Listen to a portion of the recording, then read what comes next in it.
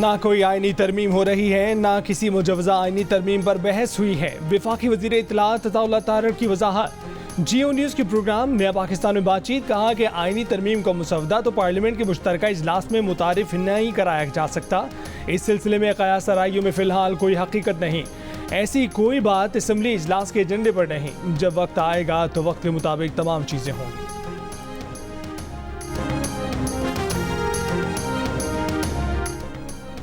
बुध का पार्लियामेंट का मुश्तरका इजलास इंतहाई अहम कहा जाने लगा। मुमकिना कानून साजी पर बिलावल शहबाज मुलाकात के बाद सदर जरदारी और फजल रहमान भी मिल बैठे।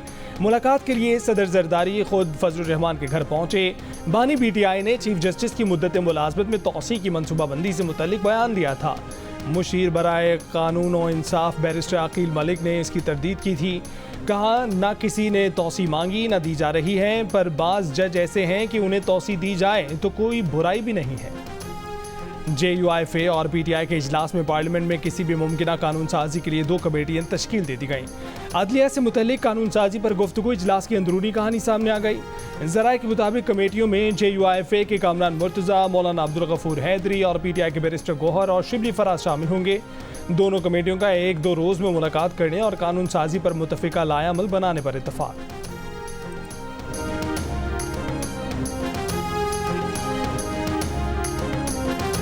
पुलिस एहलकारों पर हमला करने वालों को नहीं छोड़ेंगे। कोताही हुई, गलती का अजाला करेंगे। आइंदा ऐसा वाक़या नहीं होगा।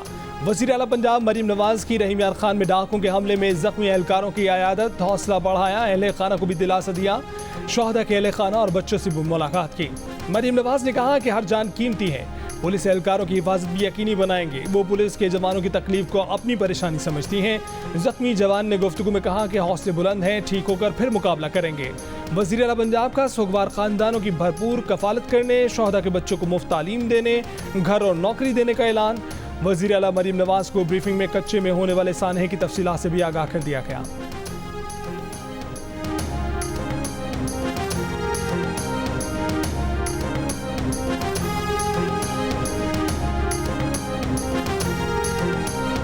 रहीम यार खान में कच्चे के डाकू ने लापता पुलिस एहलकार की वीडियो जारी कर दी। मकवी एहलकार की रिहाई कराने की अपील।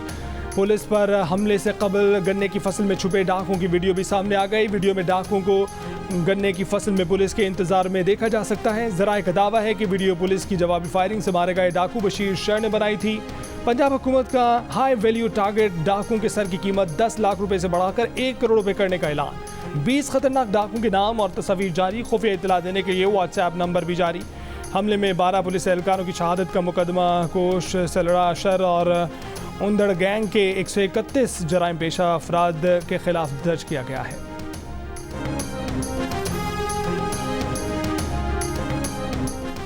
वज़ीर आज़म शहबाज शरीफ ने 2 अरब रुपए से ज़ायद मालियत के तमाम तरक्याती मंसूबों की थर्ड पार्टी वैलिडेशन की हिदायत कर दी।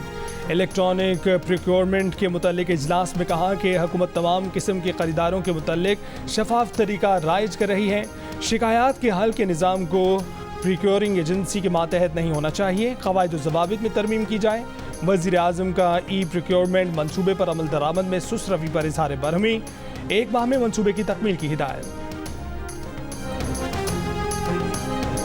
PTI तर्जुमान रऊफ हसन के फ़ोन का फॉरेंसिक तज्जिए के हवाले से FIA ज़राए का कहना है कि बानी PTI की बहन अलीमा खान का पार्टी में असर रसूख, बुशरा बीबी से तनाज़ात और झूठे बयानी को फ़रोग़ देने से मुतल्लिक हक़ाइक़ सामने आ गए हैं। FIA ज़राए के मुताबिक 23 जून को अलीमा खान ने रऊफ हसन को बुशरा बीबी से मंसूब WhatsApp मैसेज भेजा, जिसमें उन्होंने बुशरा बीबी के पैगामात को डिसइंफॉर्मेशन करार दिया। अलीमा खान ने रऊफ हसन को हिदायत दी कि बुशरा बीबी के पैगाम की तशहीर ना करें।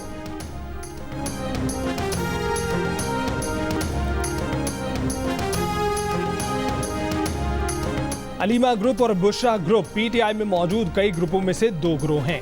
वज़ीर इत्तलात अता तारड़ ने कहा कि तहरीक इंतशार में कई डिसइंफॉर्मेशन सेल चल रहे हैं। एक डिसइंफॉर्मेशन सेल रऊफ हसन अलीमा खान के साथ मिलकर चला रहे थे। दूसरा डिसइंफॉर्मेशन सेल बुशरा बीबी चला रही थी। अलीमा ग्रुप और बुशरा ग्रुप PTI पर कब्जा करना चाहते हैं। सियासी मफादात के लिए मुल्क को नुकसान पहुँचाने की कोशिशें हो रही हैं। नफरत और तकसीम की सियासत करने वालों की अपनी पार्टी इंतशार का शिकार है।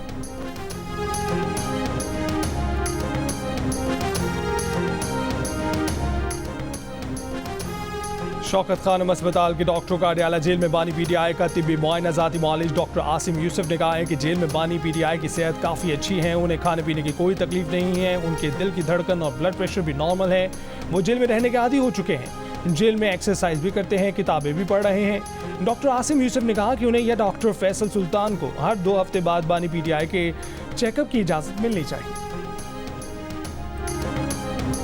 नायब वजीर आज़म इसहाक डार का कहना है कि पंजाब में बिजली की कीमतों में कमी दूसरे सूबों पर नहीं थोप सकते, मुफाहमती पॉलिसी पर यकीन रखते हैं, लेकिन एक चीज़ रेड लाइन होती है, मुल्क की तरक्की के लिए सबको मिलकर मेहनत करना होगी। 2017 में पाकिस्तान की तरक्की का सफ़र रोका गया, अदम इस्तेहकाम न होता तो पाकिस्तान 24वीं माशी कुव्वत बन चुका होता। मईशत बिजली का स्विच नहीं कि ऑन ऑफ करने से दुरुस्त हो जाए।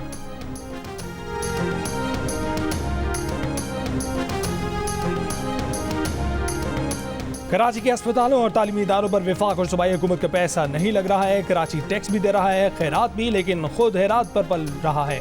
विफाकी वजीर तालीम खालिद मकबूल सिद्दीकी का कराची में खिताब, कहा कि कराची को किसी की इमदाद की ज़रूरत नहीं है। कराची शहर पूरे मुल्क में टैक्स का 70% और सिंध का 97% रेवेन्यू दे रहा है। सिंध हुकूमत खुश नसीब है कि उसे कराची मिला। बिजली की कीमतों में कमी के लिए विफाक किरदार अदा करे।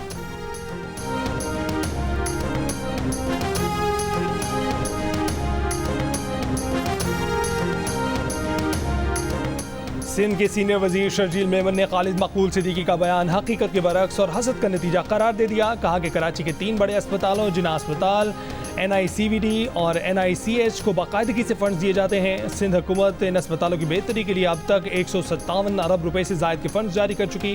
सूबाई वजीर तवानाई नासिर शाह ने कहा कि MQM को समझना होगा कि कराची की ठेकेदारी अब उनकी नहीं रही।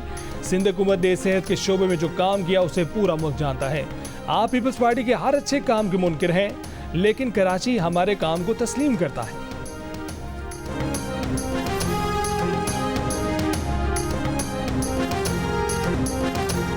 MQM पाकिस्तान के रहनुमा फारूक सत्तार की तकरीर के दौरान मुतनाज़ा नारा लगते लगते रह गया। फारूक सत्तार पहले हैरान रह गए, फिर मुस्कुराए, कहा कि जितनी मेहनत कर लो फिर पानी फिर जाता है। अब्बासी शहीद अस्पताल में शजरकारी तकरीब से खिताब, बोले मुल्क भर से लोग कराची आकर आबाद हुए, उसके बावजूद भी कराची की आबादी को कम किया जाता है।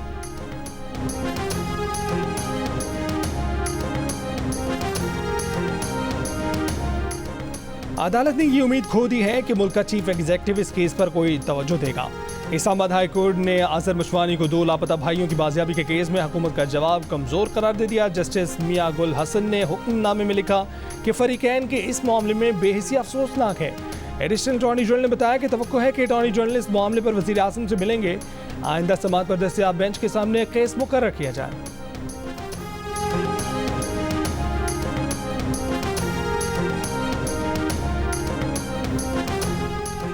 पाकिस्तानी क्रिकेट हुक्काम अपने ही मुल्क की पिच पड़ने पर नाकाम। बांग्लादेश के खिलाफ 4 फास्ट बॉलर टीम में डाले, हरीफ ने उन्हें मार मार कर हलकान कर दिया।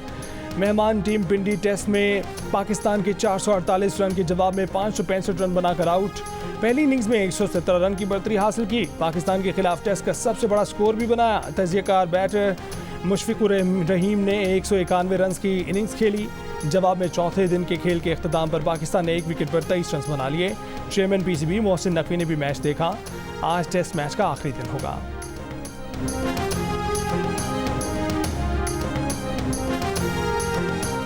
फास्ट बॉलर नसीम शाह का कहना है कि बॉलर्स तवक्कुआत के मुताबिक कारकर्दगी ना दिखा सके। अगर नताइज अपने हक में करने हैं तो होम एडवांटेज के बारे में सोचना होगा। बांग्लादेश के ऑलराउंडर मेहदी हसन मिराज का कहना था कि मैच में उनकी टीम अच्छी पोजीशन में आ है। अगर आखिरी रोज़ बांग्लादेशी बॉलरों ने अच्छी बॉलिंग की तो टेस्ट जीतने का बेहतरीन मौका भी है।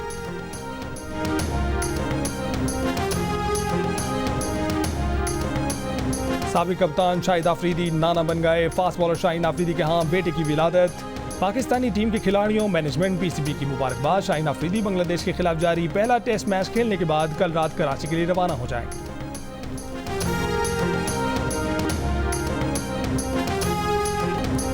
फास्ट बॉलर शाहीन शाह आफरीदी ने पिंडी टेस्ट में पहली विकेट हासिल कर ली। शाहीन आफरीदी ने अपने जश्न के अंदाज को तब्दील कर लिया। विकेट लेने के बाद नौमौलूद की खुशी में गोद में बच्चे को झूला देने के अंदाज में जश्न मनाया।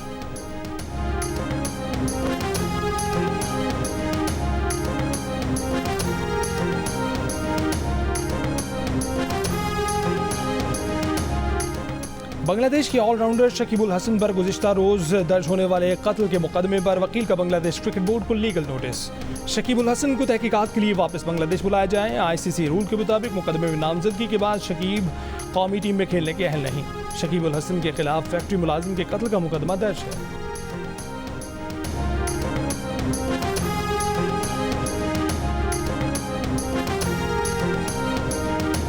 बलूचिस्तान के शहर पशीन के बाजार में धमाका, 2 बच्चों समेत 3 अफराद जाम बहक, पुलिस एहलकारों समेत 14 अफराद जख्मी।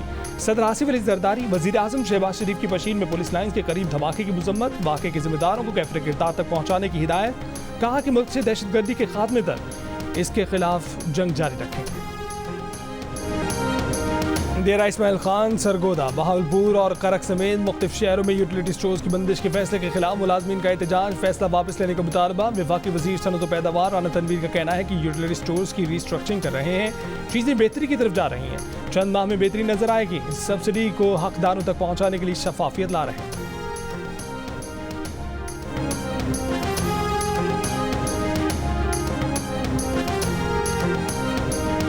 ताकतवर मॉनसून सिस्टम आज से मुल्क में दाखिल होने का इम्कान। कराची समेत सिंध भर में 26 से 29 अगस्त तक मुसलसल बारिशों की पेशगोई। कराची में हंगामी हालत नाफिज, बल्दिया उज़्मा के तमाम स्टाफ की छुट्टियां मनसूख। मेयर कराची मुतबाब की म्यूनसिपल सर्विसेज को हाई अलर्ट रहने की हिदायत। महकमा मौसमियात के सिंध और बलूचिस्तान के माहीगीरों को 27 से 30 अगस्त तक समंदर में न जाने का मशवरा। PDMA का 25 अगस्त से पंजाब में भी मजीद मानसून बारिशों का अलर्ट जारी। डेरा गाजी खान, मुल्तान और बहावलपुर डिवीजन में सैलाब का खतरा। लाहौर, गुजरावाला, रावलपिंडी, मुल्तान, फैसलाबाद, साहिवाल और गुजरात में भी बारिशें मुतवक्के।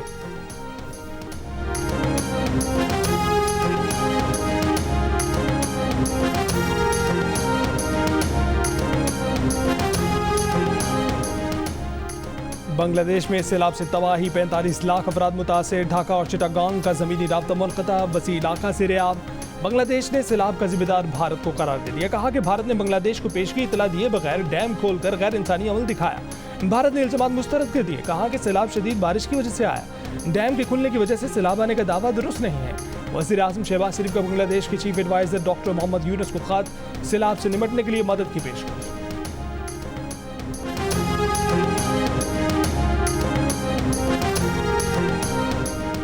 खैबर पख्तूनख्वा हुकूमत का दहशतगर्दी पर काबू पाने और टैक्स बढ़ाने के लिए सूबे में चलने वाली नॉन कस्टम पेड गाड़ियों को रजिस्टर करने का फैसला। महकमा एक्साइज ने तजावीज़ तैयार करके सूबाई हुकूमत को मंजूरी के लिए भेज दी।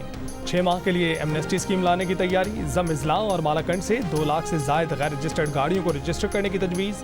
चोरी शुदा और टेम्पर्ड गाड़ियाँ रेगुलराइज नहीं की जाएंगी। 800 cc की गाड़ी पर फाइलर को 1 लाख जबकि नॉन फाइलर को 1.5 लाख रुपये टैक्स देना होगा। 250 cc से ऊपर की गाड़ी पर फाइलर को 7 लाख जबकि नॉन फाइलर को 10 लाख रुपए टैक्स देना होगा।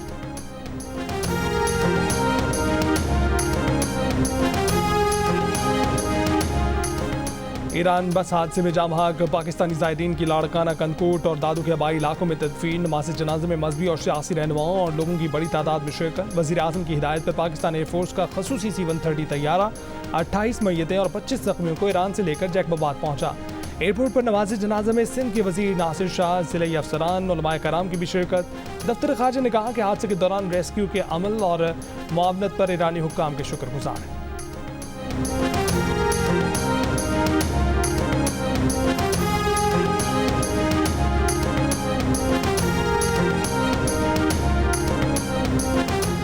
भारतीय वज़ीर आज़म नरेंद्र मोदी ने पोलैंड से वापसी पर भारत जाने के लिए पाकिस्तानी फ़ज़ाई हदूद का इस्तेमाल किया। सिविल एविएशन ज़राए के मुताबिक भारतीय वज़ीर आज़म का तैयारा सुबह 10:15 बजे पाकिस्तानी फ़ज़ाई हदूद में दाखिल हुआ और 11:01 पर पाकिस्तानी हदूद से निकलकर अमृतसर भारत पहुंचा।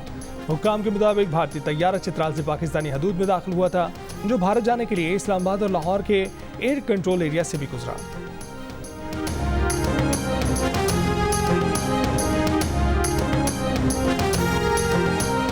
सरगोदा मोटरवे के करीब गाड़ी में एक ही घर की 3 खवातीन और बच्चे की मौत कैसे हुई, गुत्थी सुलझ न सकी। बच जाने वाले शख्स का कहना है कि लाहौर से इस्लामाबाद जाते हुए खान का डोगरा के करीब एक बेकरी से जूस के डब्बे खरीदे, गाड़ी में पेट्रोल डलवाया, उसके बाद होश नहीं रहा कि क्या हुआ। फॉरेंसिक टीमों ने मौके से शवाहिद इकट्ठे करके लाहौर लेबॉर्ट्री को भिजवा दिए। पोस्टमार्टम के बाद जमबहक अफराद को लाहौर में सुपुर्द खाक कर दिया गया।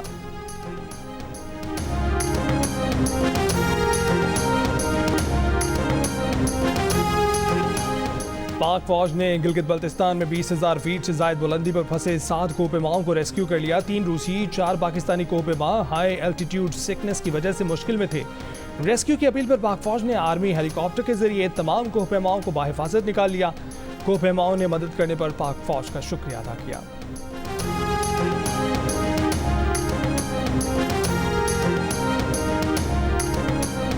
लाहौर में मारूफ सूफी बुजुर्ग हजरत अली बिन उस्मान अल हिजवेरी अल मारूफ दाता गंज बख्श के उर्स का आगाज़। अली हिजवेरी ने बरसगीर में दीन की तबलीग और इस्लाम की तरवीज और अरशाद में काबिल ज़िक्र किरदार अदा किया।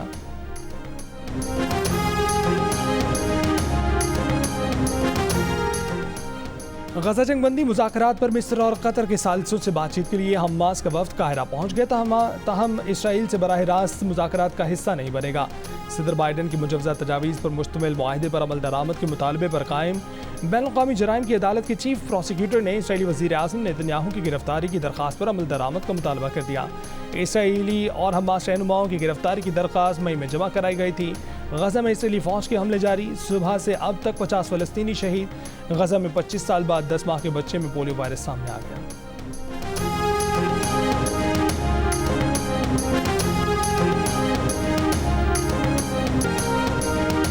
इसराइल के जनूबी लिबनान के मुतादिद शहरों पर फ़ज़ाई हमलों में बच्चे समेत 8 अफराद जहाँ बहक। इसराइल का दावा है कि हमले में हिजबुल्लाह के एक सेल को निशाना बनाया गया। हिजबुल्लाह के इसराइल पर मुतादिद रॉकेटों और ड्रोन से हमले।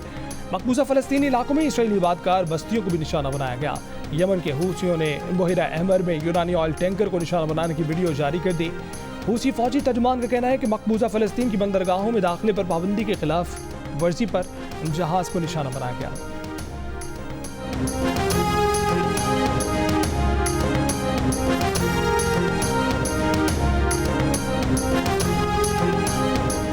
जर्मनी के शहर जुलंगन में मेले के दौरान एक शख्स का चाकू से हमला। 3 अफराद हलाक, 8 जख्मी। हमले के इल्जाम में मुश्तबा शख्स गिरफ्तार। तफ्तीश जारी। जर्मन हुक्काम ने वाक़े को दहशतगर्दी करार दे दिया।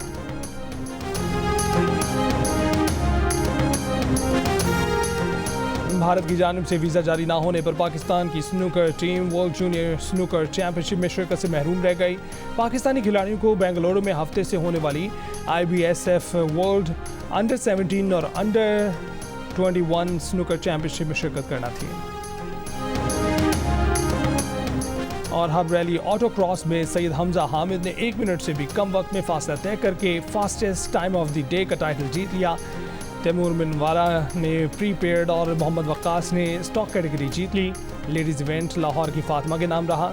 हब रैली ऑटो क्रॉस के मुकाबले जियो सुपर से बराह रास्त।